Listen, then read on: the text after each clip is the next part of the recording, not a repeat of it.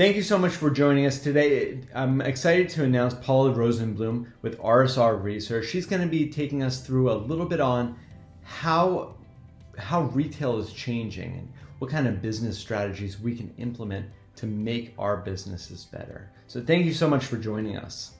It's my pleasure. Thank you.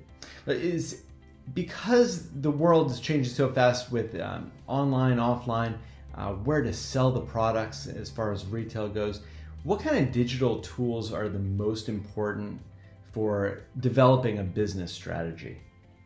Well, the first thing I need to say that's pretty important is we shouldn't lose sight of the fact that 90% of sales are still consummated in stores. Mm-hmm. And in fact, the most profitable sales are consummated in stores as well.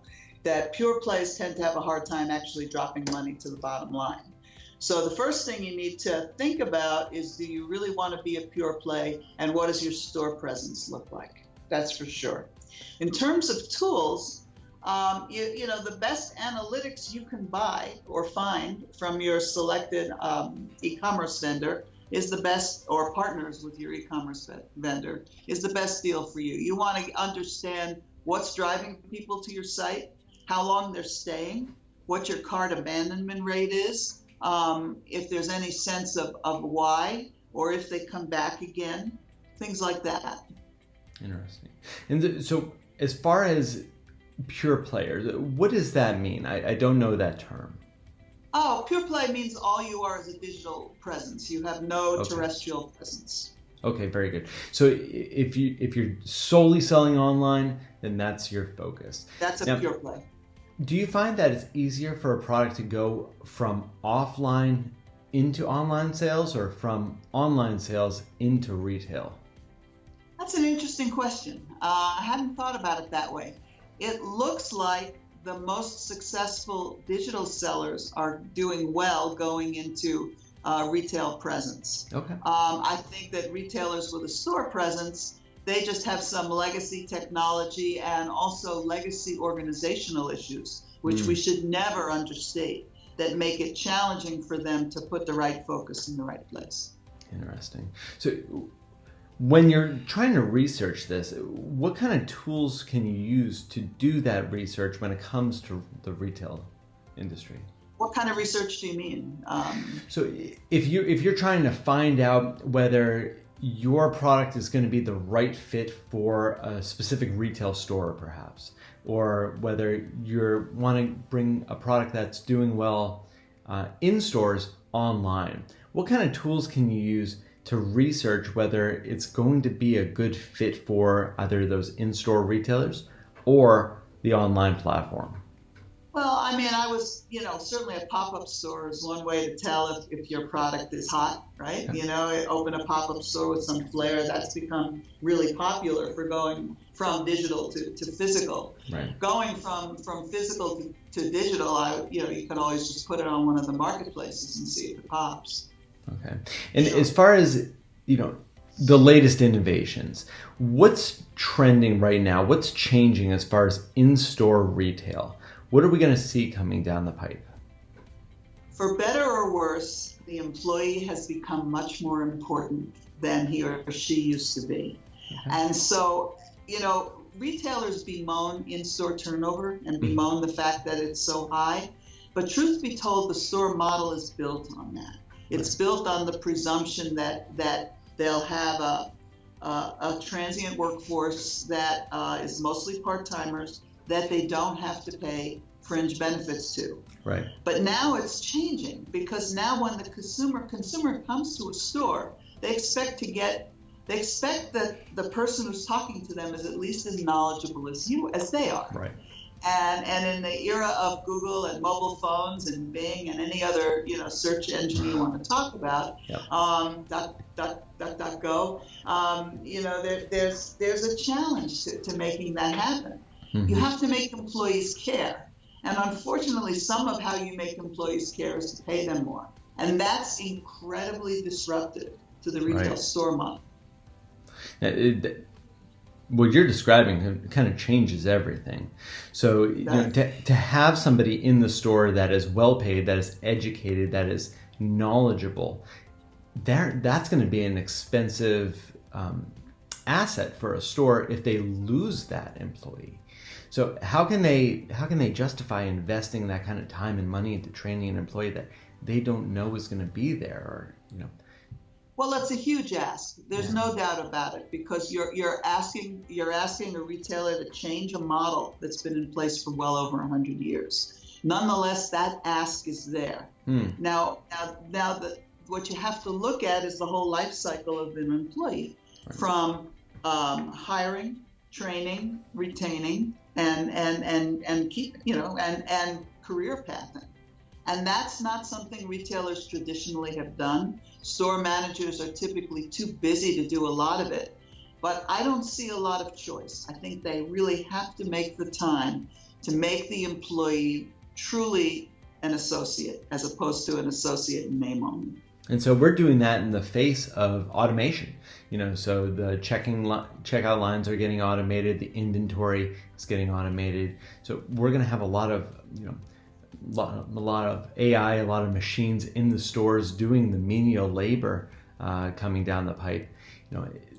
What can we see as far as having a product or being a retailer, that is going to change that, and what can we do to prepare for it? I mean, the phrase that my partner Brian uses all the time it's a sort of a 15-cent phrase, is the high end is optimized non-selling functions, and that means what that means in English is basically that you have the computer do things that you've had humans doing, that don't add value to the store, that just, like Walmart, and this is a big retailer, so it's not a great example, but it's close enough, have shelf views by a robot, or even using video analytics, which is available to everybody, so that the store associate is free to work with customers. That's really the challenge, is finding a way to make sure that your inventory is in place using automation, to make sure that your replenishment happens using automation. Depending on the size of the store, you may or may not want to have a locator system in the back room. It really depends. In a small footprint store, that's not so realistic. But, take Nike, for example. That's what they do in their back rooms. They have a locator system. It's kind of cool, actually. Now, as far as the in-store experience, is that going to be changing with technology at all? Is augmented reality going to come into play? Is there going to be anything like that that's going to be changing fast? Augmented reality has a place. Tissot did a really cool thing with watches, where you could put a band on your wrist and it would show you what the watch in the window looked like on your wrist. I think it will have, and Lego also did a kind of cool thing where you could hold up a QR code in front of a sort of a glass, and it would show you the finished product that was in the box in front of you. That's interesting. So that's kind of cool. Yeah, that was kind of cool. But a lot of this is also just amusement and amazement. I got to be honest with you. Everybody's talking about the Internet of Things, and as far as we can see, and we do a lot of research on this, very few people understand what it really is. They don't really understand what it takes to get it to work, and it's kind of what I'll call bright shiny object disorder. You're looking for the next great thing that's going to save the business without the hard work of doing it right. As a practical matter, retailers are raising base pay, for sure. We're seeing that all over the place of their associates. Unfortunately, on the flip side, they're also cutting the workforce to keep their payroll to sales ratios in balance. And so you still have overworked people, which doesn't make for happy people. Now, how does that affect any margins? Are the retailers going to be seeing any higher margins or any lower margins, since it might be cutting into their overhead? It's not about margin so much. Margin is just cost of goods sold. But will it cut into their bottom line overall? Sure, it could. The bigger concern around margin is definitely tariffs. There's no doubt about it. Tariffs and this endless race to the bottom price-wise has already cut into margins to a point that's unreasonable, for sure, I think. We've counseled against it for years, but there was no stopping it. And if you look now, you can see for most products, you know, Amazon is, let's take that as the bellwether, right? Yeah. And everybody else's price is pretty close to Amazon, really. So price parity has been achieved. So margins have already been disrupted. As demands for faster delivery continue to rise, that will affect the bottom line. But again, you know, there's no law around what you're supposed to put into cost of goods sold. It's kind of a funny thing. So when Amazon says they have a bad quarter, like which they did last quarter, and they say, well, it was because we made investments in next day delivery, and I look at their P&L because I wanted to write a piece about it, and I couldn't because it was all in cost of goods sold. So for me, the obvious thing was Prime Day sucked all the margin out of their company. But I can't prove it, so I can't write it because I can't prove it. That's interesting because you can kind of roll it all together. And you can. It gets very mushy. Yeah, assets and expenses, they're both together in the same boat. Yeah. Interesting. As far as the generational change, you know, do you see a lot of change when it comes to millennials and Gen Z, you know, entering the shopping force? You know, are they going to be changing the 90% of in-store sales maybe down to 70, 60? When are we going to be seeing that transition? You know, it's a funny thing. We've spent years talking about millennials, and now we're starting to talk about Gen Z. And I kind of feel, for the most part, that it's much more a function of their age than it is of their, quote, generation. And what we're seeing now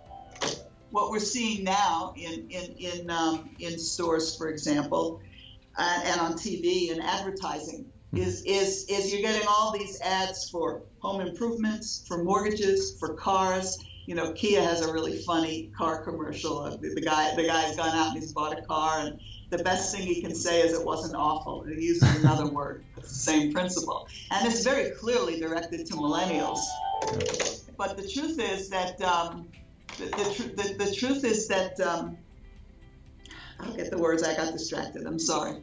The truth is that as people age into an era where they're having children, where they need to set up a life, where they're becoming more successful at work, all of a sudden, tiny houses don't work anymore, and they have to get real houses. And so I don't, apart from what seems to be a real interest in environmentalism and a real lack of, a real color blindness, which I think is a really healthy thing for our society. You know, we've got a generation that's grown up fundamentally multiracial, multisexual, very open to all these social phenomena that have happened. So beyond that, this real environmental concern, I think it's just a function of you grow up and your wants change. That's interesting. So because there was this huge, push for the millennials and there was going to be a gigantic change, you're saying that it's just because of their age, and then as they age up, they're still adapting to buying houses and purchasing cars. It seems like. I mean, I live in Miami, and despite some opinions, Miami keeps skewing younger and younger and younger, right? And these are people who clearly like things. Right. They clearly like experiences. The one big change is there's no doubt that restaurants and eat in, order in has changed tremendously. But I'm certainly not a millennial or a Gen Z, and I do it all the time. It's available, and I just do it, Yeah. So some of them some changes are societal. Some changes are absolutely, demographic changes in terms of the population as it ages, its wants and needs change. But I will say that you have to give people a reason to shop, right? You have to give people a reason to go outside, right? To go to your place of business, because otherwise it's just easier to buy at home. I mean, people use the term frictionless and the word Amazon Go in the same sentence. Yeah. And I'm a naysayer or a Nancy negative, but I don't believe in any of that. Now, what is frictionless retail? Well, that's what I don't buy. See, Okay. someone's trying to convince me that frictionless retail is that I go into a store and I put everything in the cart myself. Okay. And I put everything in a bag myself. Okay. And whether I use checkout or I don't use checkout, I walk out of the store and that's frictionless. I say no. Frictionless for me is I put everything in on a screen.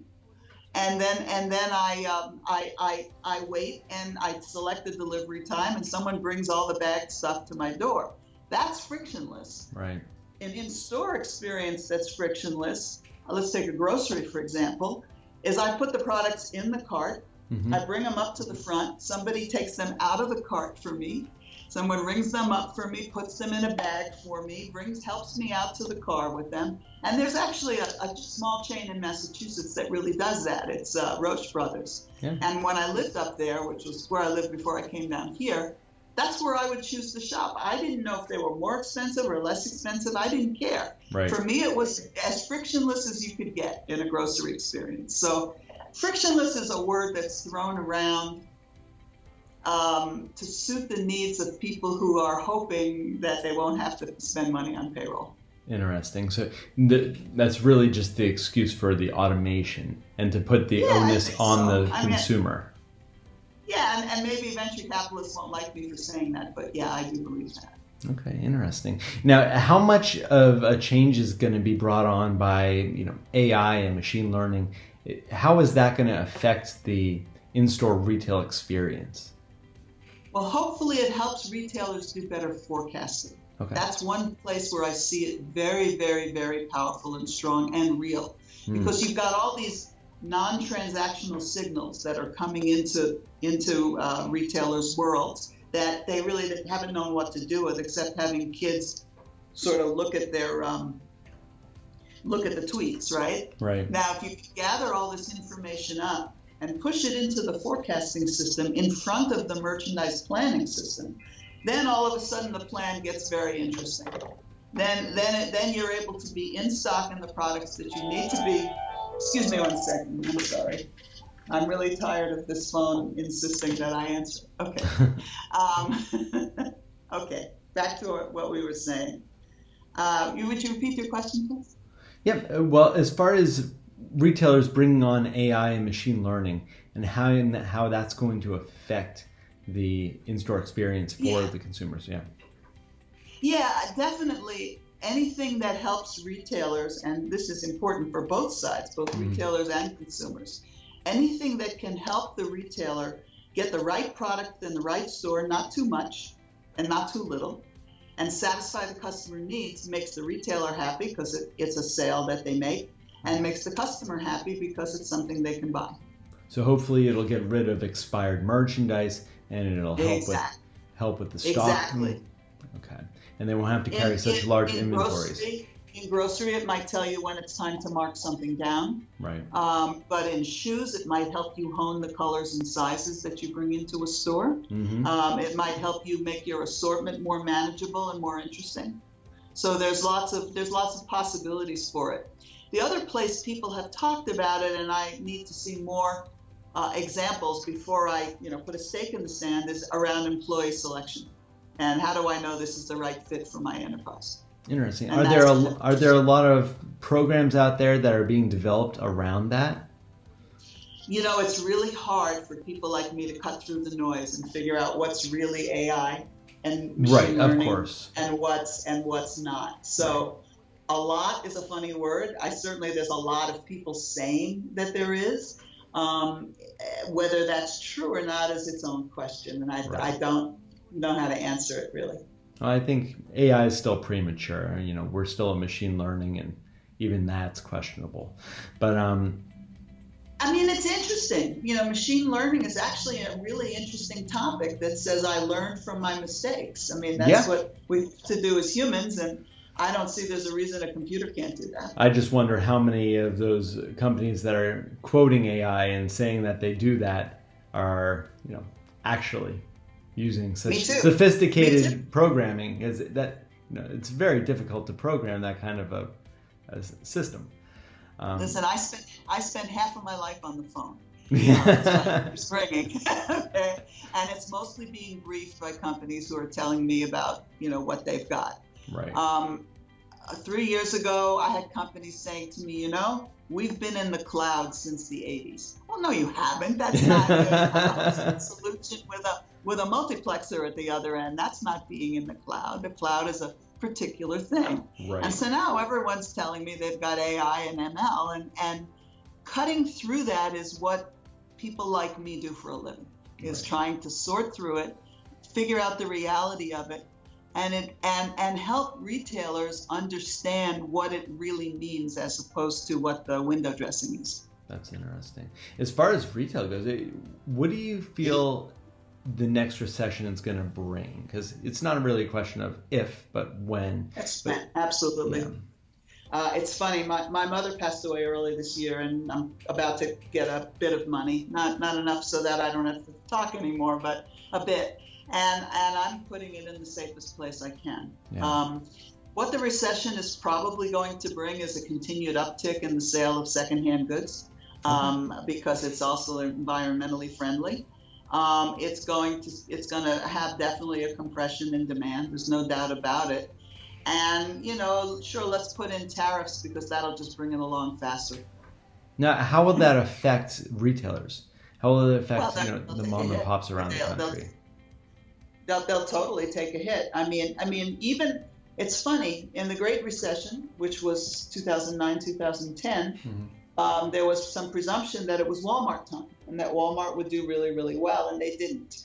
So it's a little unpredictable because depending on the consumer's mood or mindset, she might buy fewer higher quality things, or she might buy more cheaper things. You really can't predict that at this point. Interesting. When do you know that a retail segment of the market is kind of on its decline, on its last legs? How are you able to track that kind of information where you're able to put that stake in the sand, so to say? That's a tough question. If I knew that, I'd be very, very rich. You don't. I mean, I've been thinking we're heading for some trouble for a while, and it gets noisier because you get concepts like this retail apocalypse concept, which is unmitigated nonsense. Yeah. And so cutting through all of that noise to what's really happening is really quite challenging. For example, a Kmart closed near me. Now, it was a terrible Kmart. And so you could say, well, see, Kmarts are closing, retail apocalypse, except that Kmart's being replaced by 4 stores, a Michael's, a Ross stores, a Burlington, and one other. I can't remember the name of it, maybe an Aldi. And so is that an apocalypse or is that just an evolution? It's really hard to say. Yeah, there's definitely an evolution in retail. And I think Aldi is leading the way as far as supply chain management goes. Who is? I'm sorry? Aldi. Yeah, I guess they do. I'm not, I have to confess, I'm not as impressed as everyone else by their assortment. Really? Yeah, I really wasn't. I was shocked when I went in there. Talk about friction. That's my own opinion. It isn't a place but that I would like to shop. I'm much more interested down here. Publix really interests me. And if I want to do other things, Costco interests me. But Aldi, to me, Aldi was like a poor man's, not even a poor man's. I wrote a piece about it, and I called it a treasure hunt without the treasure. I just didn't, like Costco is a treasure hunt, and sometimes you get irritable because something that they sold for years, they no longer sell anymore. Right. But I walked through an Aldi, and I was like, why should I be here? And then I have to pay 6 cents a bag, and then I have to, and at the time they didn't take credit cards, and the cashier is sitting and I'm standing, so I'm doing all the work, and why do I want to be here? Now, in towns that are grocery poor, it does very, very well, but it's not clear to me that it will do as well in towns that are grocery rich. Interesting. As far as those kind of changes when it comes to retail, from the Costco's to the Walmart's, Walmart's automating while Aldi's not. How can industry leaders lead the retail innovation? Well, the first thing is to understand what it is that is being presented to you. In other words, you can't innovate for the sake of innovation. Of course. You always have to say, what is my business strategy? What is my promise to the customer? And does this technology help me fulfill that promise? Or is it just amusement and amazement? It's like there's been a lot of talk about the demise of malls. I know I'm wandering off a little on you.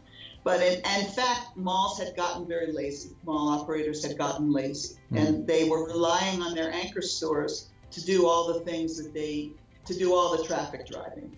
You think back 30 years, that there were musicians like Tiffany and Deborah Gibson who made all of their bones by singing in malls. Yeah. Malls were a destination. In watching the Tonya Harding movies, I found out that she used to do her practice skating in a mall. There was a big rink in the middle of the mall. So the mall was a destination, and kids were mall rats, if you remember that phrase, if you're old enough. And it was a very different time.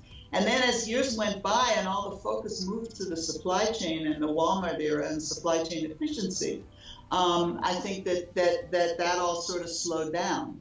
And they got lazy, frankly. They became telecom providers for the people that were in the mall, the stores that were in the mall. And now, at least, it's hard because I live in a tourist town, and there's a real sort of bifurcation between the haves and the have-nots, and I'm in a have town. So we have lots more malls with lots more entertainment. God knows they're building a mall in the West Miami-Dade that's going to have a ski slope indoors. I saw that. Remotely. Yeah. I don't understand, okay, if that's what you want to do, that's fine by me. So malls have to get more interesting, for sure, and we're seeing the mall operators respond to that. And from there, hopefully retail will continue to evolve to be a combination of a social experience, of a ecologically sound experience, and a pleasant experience. Is that where you see retail changing for 2020? Do you feel it's going to be more of a experience when you go in the store and less of a going in there for the best deal? It really depends. I'm starting to see a real split because there's a lot of talk about curated assortments, narrowing your assortments for your particular customers. On the other hand, Walmart and Target are going like gangbusters. So it's almost like there's a bifurcation. There's a separation where there's the big, I want to buy everything in one place and don't mess with me. I just want to whip through it and get it done, to the I want things exactly the way I want them. And that's much more of a specialty store model than it is the big box store model. But it seems in 2020, as long as pricing is solid, and as long as the products are good, that both will succeed. Excellent. And what do you think is the future for independent small mom and pop retailers? How are they going to weather it? I think it's on the rise. I do. I think that as along with this interest in ecology and in keeping things sound. I don't know if you saw, but that Greta girl was Times Person of the Year. The Swedish woman, Greta Thunberg, I think is her last name. Yeah. There's a lot of interest in trying to take a little bit better care and being better stewards of our environment for ourselves. And I think you're going to see more of that, more of a focus on that, beyond just trading in plastic straws for paper ones. I think you're going to see lots more of that. Excellent. Well, thank you so much for your time. I'm going to make sure that all of your information is included right below this, so if anybody wants to get in touch with you, they can. But I appreciate your insight. Thank you so much. I'm sorry about the phone that kept running. No problem at all. Okay, thank you.